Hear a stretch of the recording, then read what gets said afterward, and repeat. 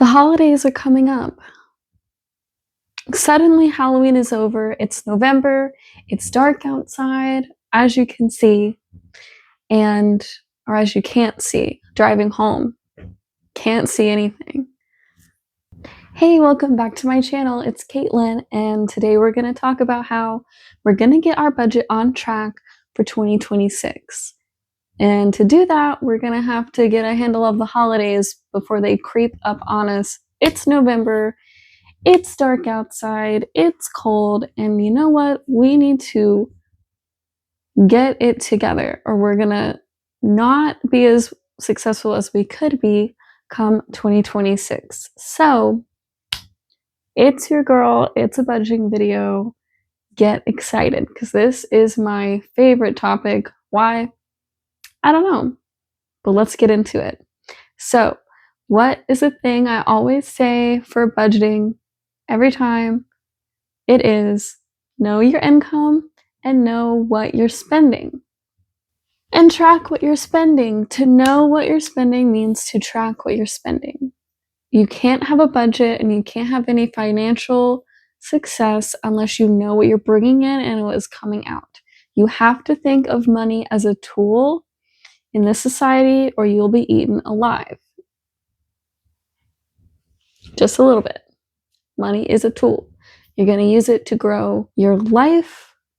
For 2026, we're going to be cushioned and comfortable. Our money is going to work for us. Say it with me, y'all. Okay, what do we got coming up?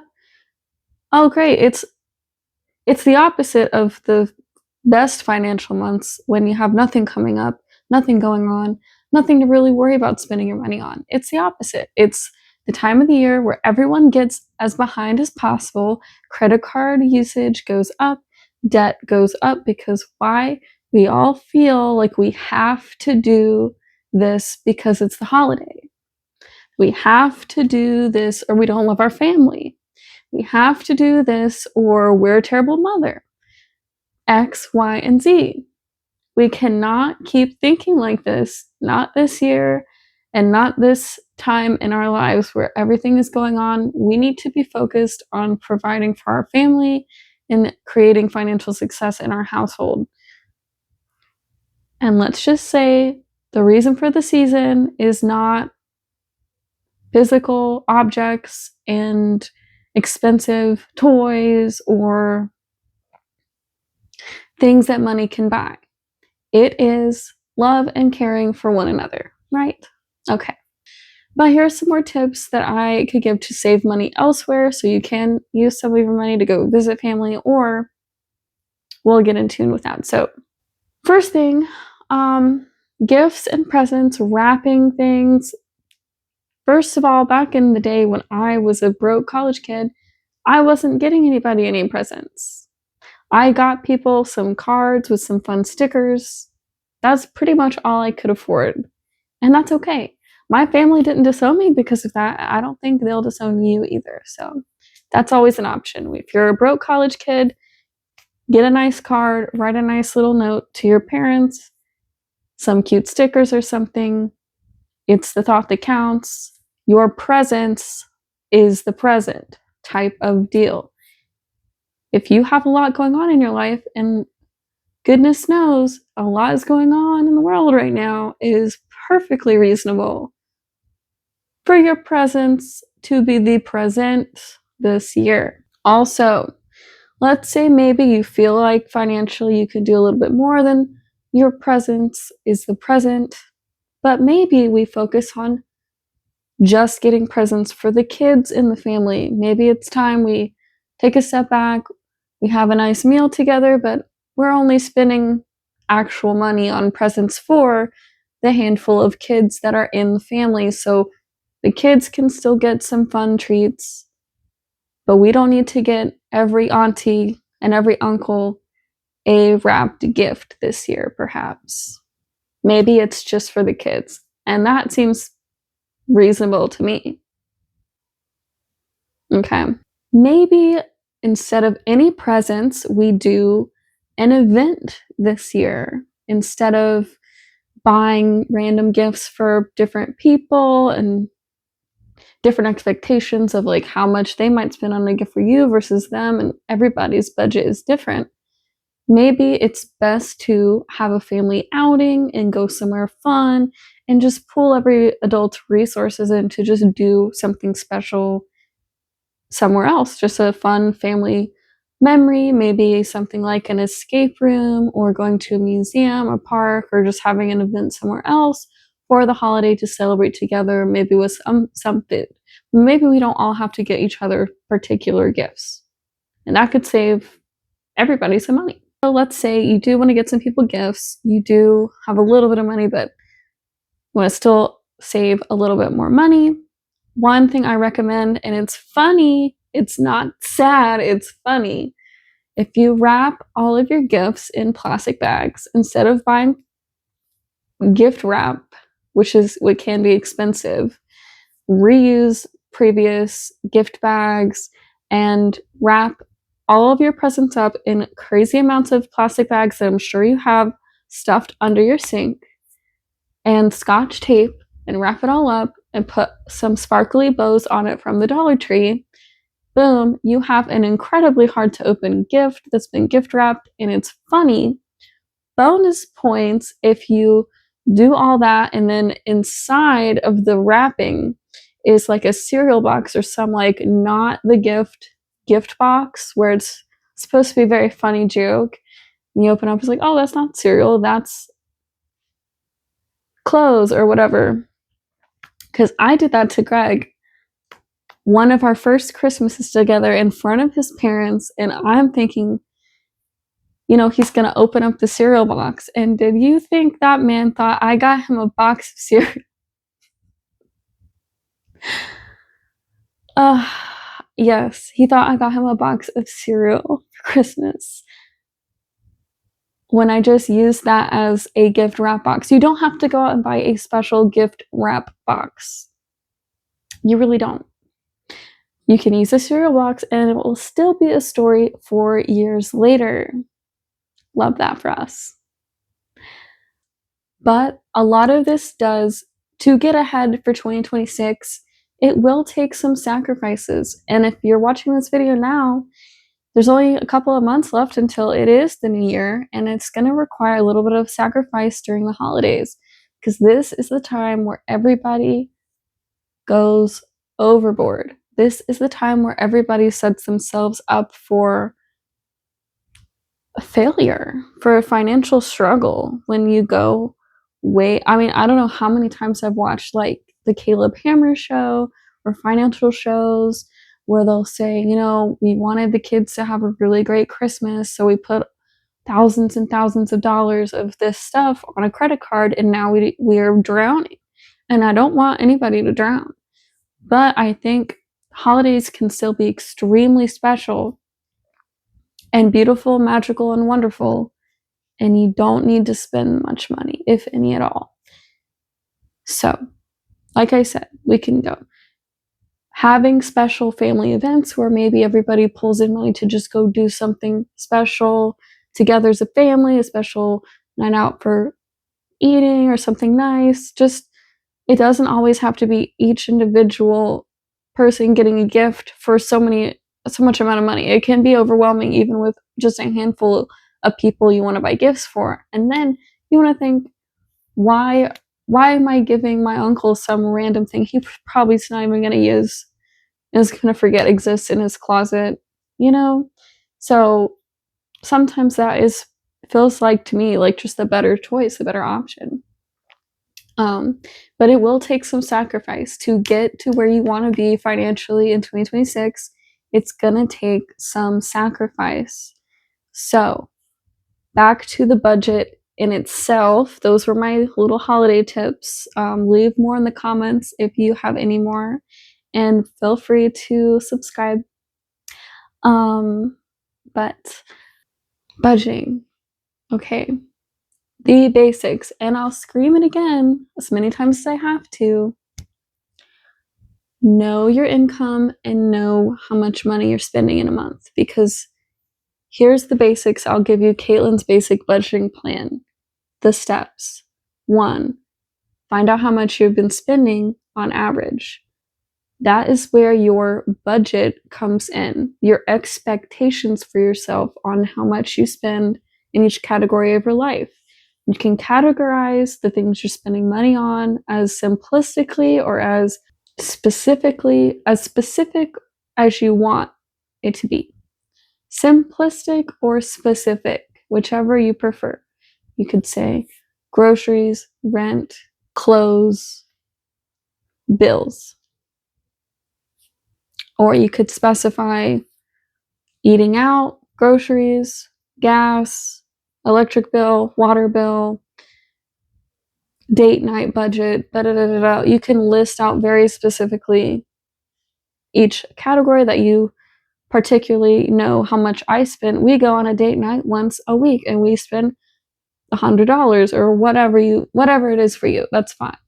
You need to know what it is. You need to categorize things in a way that fits with your brain. And you need to know how much money you're spending. That is the key. And when I say that, it's not just, well, I guess I spend $1,000 on rent, $1,000 on groceries for my family and this and that and that. You have to, from then on, when you have your expectations for yourself, you need to then track everything you've actually spent money on, the random Target trips, the random grocery trips when you forgot a spice for that dish that you want to go grab that spice. I'm saying you're tracking everything you're spending on to the dollar. That way you know what you've actually spent in the month, and that's how you can use your money as a tool. You'll know exactly how much has come into your bank account and exactly how much has gone out and what the remainder or the difference is. If it's negative, you'll know you have a serious problem.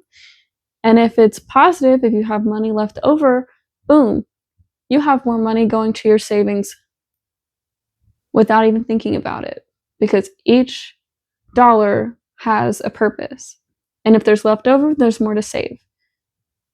Also, when I say sacrifice, you have a new bill, in case you didn't know. Pay yourself first.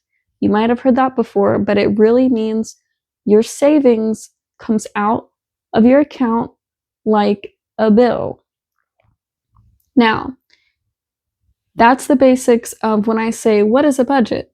You have your expectation, your budget, your actual spending, your tracking. You save like it is a bill. You have an exact amount you're saving no matter what. It could be $50 or it could be $2,000. It's just an amount you will be saving. It is now a bill. It's non-negotiable. Then you're able to see what you've actually spent in a month, your income that's come in. Hopefully, by the end of the month, when we're tracking our spending, it's like counting your calories. When you're tracking your spending constantly, you want to spend less because it's also work to track. So it's a good cycle to get into, because then you're saying, like, why the hell did I spend $50 at Taco Bell and I had a tummy ache afterwards? And then you start questioning, maybe I should take that $50 I would spend at Taco Bell and save it a little more and then go to a nicer restaurant that I like and I have more fun at anyway. Just my two thoughts. Two thoughts. Now, what you're saving for, your savings goals. For me, this is what helped me. So my first savings goal was a nest egg in my checking account. I wanted to keep a nest egg in my checking account for 1 to 1.5 months worth of expenses sitting there. And then my checks would just come in on top and then bills would go out. So I would never be in a situation in which I am concerned at all about what time bills and expenses for the month are coming out of my account. I'm no longer concerned at that point. When you can get a month or a month to a month and a half's worth of expenses in your checking account, you're no longer concerned about whether or not your check has hit to clear that bill. You're never concerned. You're not living paycheck to paycheck anymore, literally, because you have that nest egg. Now, it's hard. It can be for some people tempting to see that much money sitting in your checking account, and you can think, I can go to Sephora, I can go shopping. That is where the willpower would come in. That is why also, what has also helped me and Greg, because we have a joint account, our bills come out of that account. That's its own account, the bills account, our joint account, where we save our money, where we pay our mortgage, all that stuff. Then we also both have our own separate personal fun accounts that we essentially get an allowance for every month. So you are allowed to have a fun category. Don't let me scare you away too much. So that way I'm not as tempted when I'm looking at my personal account. I'm not seeing like, a month's worth of expenses, a few $1,000s for anybody, right? So I'm not as tempted when I see my personal account to spend that money because I'm going to Sephora or I'm going to go shopping. That's coming out of my personal account, not as much money in there, of course. Okay, so you have your nest egg, couple of months expenses sitting in your checking account. It's padding for your bills. Your income will come in and you'll never be concerned about small emergencies, and your bills can come at whatever time of the month and it doesn't matter. That's a beautiful feeling. I want everybody to feel that way. Then you will want to get a high yield savings account. Check the link in the description. I use Ally and it's very helpful. Essentially, I increase my savings just by keeping that amount of money in there. So if I have like $10,000 in this high yield savings account just sitting there, I'll make like $300 in a year with like a 3% interest rate, right? So when you have a large amount of money to save, always try to put in a high yield savings account. The only downsides is that I just don't use it as a regular checking account. So the savings sits there, and the only difference is I don't have like a card for that account. It's all online. And if I want to take money out and put it somewhere else, it could take a couple of days to process. But that's why I have a nest egg for like immediate emergencies. And then my emergency fund is sitting in that high yield savings account, growing. And then, of course, if I have a serious emergency for multiple thousands of dollars, something I will need to use my emergency fund, I could essentially put on a credit card, a couple of days later, pay that credit card off with the transfer. But it starts getting like weird if you try to wire money and stuff like that, and that is where they only ever start charging fees, I think. But I have no fees for just regular use for a regular savings account for that account. So highly recommend. It hasn't given me any problems, and I've had it for multiple years now. I really like it, and I really recommend. And if you don't want to use Ally, that's fine. Just please use a high yield savings account for your emergency fund, which I was going to say, I believe 3 to 6 months worth of expenses separate from your nest egg. Your nest egg is just going to stay there. I know some people would probably say like, oh, but you could get more interest if you put that money there. But like I said, I just love the feeling of the bills can come whenever they want to. Doesn't matter. I'm going to have money there to cover it. So after you have that emergency fund established, which at least 3 months of expenses, and when I say expenses, it's just the bare bones to live, right? We're talking about your rent or mortgage, your groceries, and all the bills you need to pay. That is when you're like, it is an emergency. You're not doing anything special, nothing fun. So that's what I'm talking about. 3 to 6 months worth of an emergency fund there. And that is when you can start getting a little more creative, a little more fun, a little more exciting. You can start saving for vacations, holiday spending, things of that nature. And that's when it gets really exciting, because then you realize you're using your money as a tool and you can use it for whatever you want. You can make any goals that you like. All right. Well, that's all I have for you tonight. Good night.